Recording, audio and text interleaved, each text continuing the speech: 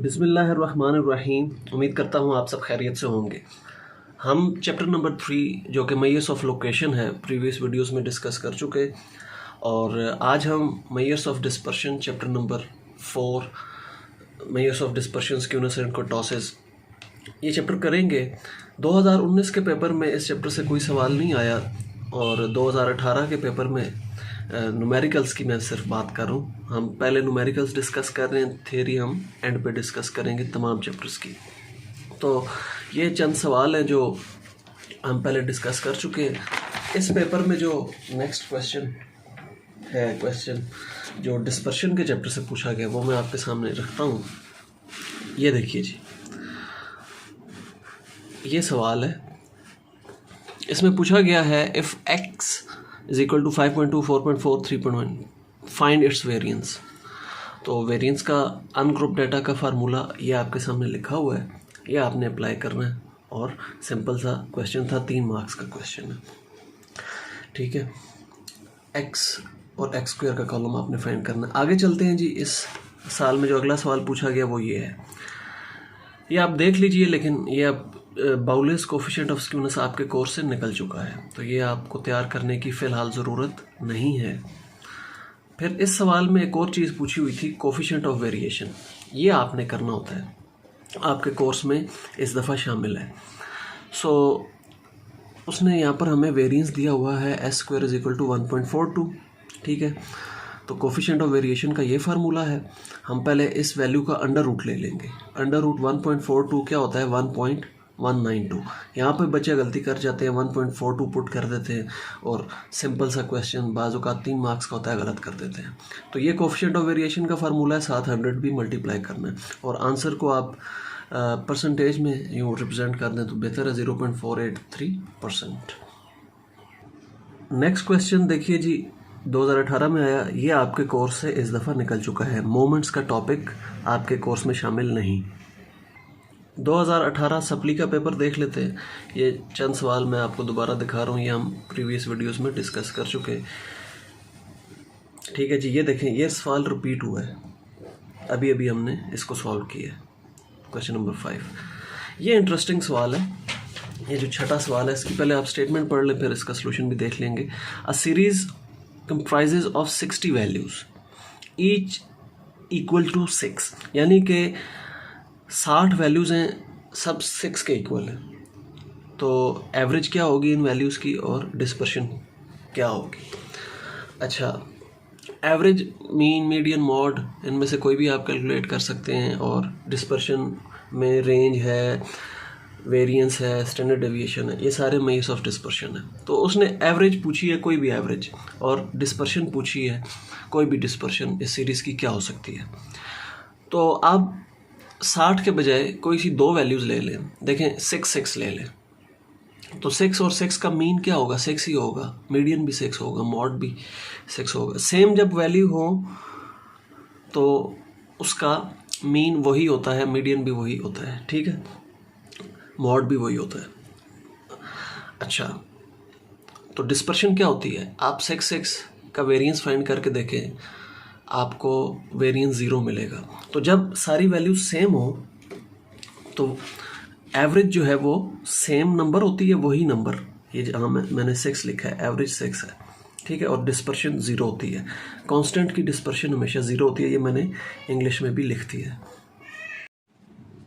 अगला सवाल देखिए जी, इसी चैप्टर से इसी पेपर में पूछा गया।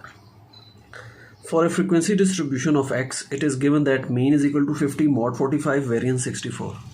Find coefficient of variation and coefficient of skewness. तो जो ये इन्फॉर्मेशन है, इस इन्फॉर्मेशन के मुताबिक हमने कोफिशिएंट ऑफ स्क्यूनेस का फार्मूला लगाना है और कोफिशिएंट ऑफ वेरिएशन का। तो कोफिशिएंट ऑफ स्क्यूनेस के 3 फार्मूले हैं, ठीक है, 3 मेथड्स आप कह लें, 3 मेथड्स हैं, उनमें से 2 मेथड्स निकल गए हैं, एक मेथड आपके कोर्स में शामिल है। बाउलेस मेथड जो अभी थोड़ी देर पहले आपने देखा, वो आपके कोर्स से निकल गया, और एक मेथड ऑफ मोमेंट्स था, वो भी आपके कोर्स से निकल गया। Karl Pearson's coefficient of skewness आपके कोर्स में शामिल है, और उसका फार्मूला मैं आपको दिखा देता हूँ। ये skewness is equal to mean minus mode over standard deviation. और कार्ल पियर्सन्स का एक और फार्मूला भी है, वो है 3 फिर ब्रैकेट में 3 मल्टीप्लाई हो रहा है, ब्रैकेट में आपने लिखना है mean minus median divided by standard deviation. तो ये दूसरा फार्मूला है। ये 2 फार्मूले आपके कोर्स में शामिल हैं। तो अगर इन्फॉर्मेशन ये वाली दी हुई है, मीन दिया हुआ है, मॉड वेरिएंस, तो फिर ज़ाहिर है ये फार्मूला लगेगा। तो मीन की जगह 50 पुट किया, मॉड की जगह 45 और वेरिएंस 64 दिया हुआ था, इसका मतलब है स्टैंडर्ड डिविएशन 8 होगी। इसी का अंडर रूट होता है, वेरिएंस का अंडर रूट स्टैंडर्ड डिविएशन होती है। तो ये आ गई, ये इसको सॉल्व किया, कोफिशिएंट ऑफ स्क्यूनेस आ गया। आगे कोफिशिएंट ऑफ वेरिएशन वही जो पहले हमने किया था। ये गलती स्टूडेंट्स करते हैं जो मैंने यहाँ पर पहले गलती की थी। बाज़ औक़ात एक्स बार ऊपर लिख देते हैं, एस नीचे लिख देते हैं। तो इस गलती से बचने के लिए आप अल्फ़ाबेट्स की तरतीब याद रख लीजिए। एस पहले आता है अल्फ़ाबेट्स में, एक्स बाद में आता है। तो यूँ आप याद रख सकते हैं कि स्टैंडर्ड डिविएशन ऊपर होती है, मीन नीचे होता है कोफिशिएंट ऑफ वेरिएशन के फार्मूले में। ये देखिए जी, ये सवाल अभी अभी हमने किया, ये अब मैंने 2017 का पेपर ओपन किया है, उसमें भी ये सवाल आया हुआ है। अगला सवाल देखिए जी, मीन 75 है, मॉड 70 है, using empirical relation find the value of median. तो मीन मीडियन मॉड का एक एम्पिरिकल रिलेशनशिप है, वो क्या है, mode is equal to 3 median minus 2 mean, इसका इक्वल होता है। तो यहाँ से आप मीडियन निकाल सकते हैं। तो इस रिलेशनशिप को यूज़ करते हुए अक्सर एमसीक्यूज़ भी पूछे जाते हैं और शॉर्ट क्वेश्चंस भी। बाज़ औक़ात आपको मॉड और मीडियन दे देगा, मीन पूछ लेगा, बाज़ औक़ात मीन और मॉड दे के मीडियन पूछ लेगा, मतलब तीनों में से 2 दे दिए, कोई एक पूछ लिया। अगले पेपर पे चलते हैं। अब हम 2016 के एनुअल पेपर की जानिब बढ़ते हैं। इसमें ये सवाल देखिए, find biased sample standard deviation of the scores 30, 35 and 40। तो आपको बाइस्ड सैम्पल स्टैंडर्ड डिविएशन के बारे में बता दूं। देखिए, ये 2 फार्मूले आपने याद रखने हैं। ये फार्मूला जो पहला है, ये बाइस्ड स्टैंडर्ड डिविएशन का है, ये अनबाइस्ड स्टैंडर्ड डिविएशन का है। ठीक है, तो आपसे बाइस्ड और अनबाइस्ड स्टैंडर्ड डिविएशन भी पूछ सकता है, या फिर बाइस्ड या अनबाइस्ड वेरिएंस भी पूछ सकता है। तो वेरिएंस पूछे तो इसी का स्क्वायर ले लीजिए, ये अंडर रूट इन फार्मूलों से हट जाएगा, तो वो बाइस्ड या अनबाइस्ड वेरिएंस होगा। अब यहाँ पर एक और बात जो आप बेशक नोट कर लीजिए, लिख लीजिए, कि जब आपसे सिर्फ पूछे फाइंड वेरिएंस, जैसे अभी थोड़ी देर पहले हमने एक सवाल डिस्कस किया, 2 पेपर्स में आया हुआ है, तो उस सूरत में आपने बाइस्ड फाइंड करना होता है, ये वाला, यानी कि एस स्क्वायर हमने फाइंड किया, ये फार्मूला लगाया था। जब कुछ ना लिखा हो, बाइस्ड या अनबाइस्ड कोई लफ्ज़ ना लिखा हो, तो फिर आप ये फार्मूला लगाते हैं। ठीक है, और अगर साथ मेंशन हो जाए कि अनबाइस्ड फाइंड करें, तो फिर आपने अनबाइस्ड करना होता है, बाइस्ड फाइंड करें तो साथ फिर आपने बाइस्ड फाइंड करना होता है। ठीक हो गया। तो यहाँ पर बाइस्ड सैम्पल स्टैंडर्ड डिविएशन की बात हुई, तो इसका फार्मूला अभी मैंने आपके साथ शेयर किया। बस एक्स और एक्स स्क्वायर के कॉलम आपको चाहिए, फार्मूले में वैल्यूज़ पुट करनी है।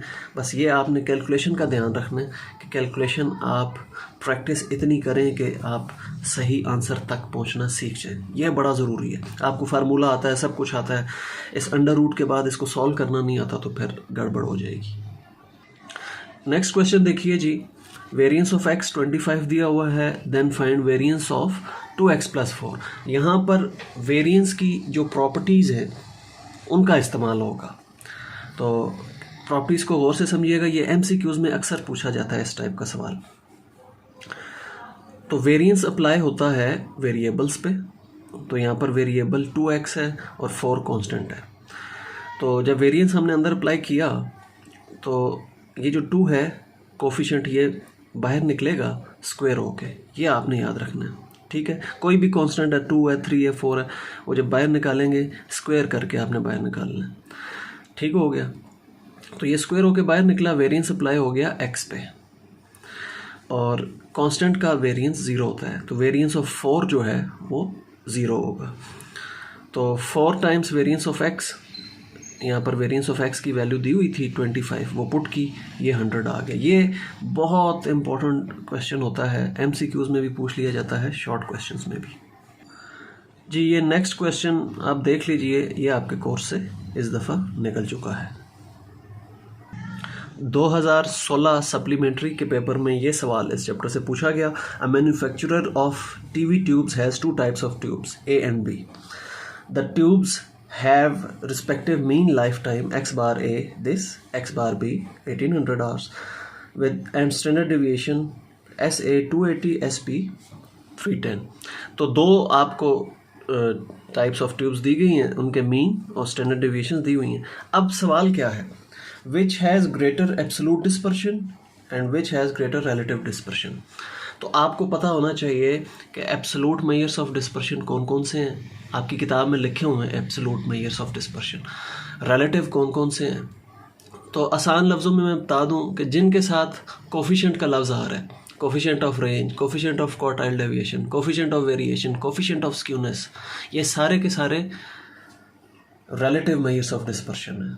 और बाकी जो है वेरिएंस हो गया, रेंज हो गया, स्टैंडर्ड डेविएशन हो गया, क्वार्टाइल डेविएशन, ये सारे के सारे एब्सोल्यूट मेजर्स हैं। अब यहाँ हमसे पूछा गया है कि 2 सीरीज़ हैं, इसमें एब्सोल्यूट डिस्पर्शन किसकी ज़्यादा है और रिलेटिव किसकी ज़्यादा है। तो रिलेटिव हमें कैलकुलेट करनी पड़ेगी, एब्सोल्यूट डिस्पर्शन तो उसने दी हुई है। जैसे स्टैंडर्ड डेविएशन मैंने आपको बताया ये एब्सोल्यूट डिस्पर्शन है, तो इसकी 280 है, इसकी 310 है। तो हम सिंपली कह सकते हैं कि SB 310 है, SA 280 है, तो ये बड़ी है इससे। Tube B has greater absolute dispersion.